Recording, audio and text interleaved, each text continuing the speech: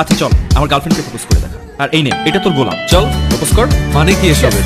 ও পাবে না বুঝছো, এগুলো আজাইরা একদম ইউজলেস। একে তাই এইসব প্রপোজ টপোজ হবে না বুঝছো। ভিডিও করো। নাতাশা, সবাই তোমাকে নাতাশা ডাকে, কিন্তু আমি তোমাকে অন্য একটা নামে ডাকি। সে নামটা যেমন কেউ জানে না, একইভাবে এই বিষয়টা কেউই জানে না যে আমি তোমাকে কতটা ভালোবাসি। আমি তোমাকে নাচ করে ডাকি।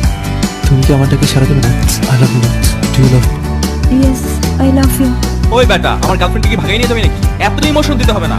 What happened? What's wrong with you? Sir তুই কি বিজি?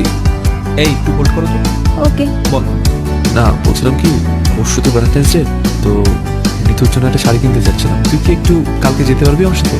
কালকে আমার বুঝছিস নানু আসবে বড় মামার বাসা। কালকে সারাদিন ওদেরকে টাইম দিতে হবে। আমি নাতাশাকে বলে দিচ্ছি, ও তোকে টাইম দিবে। শাড়িটা আমার অনেক পছন্দ হয়েছে। আমারও খুব পছন্দ।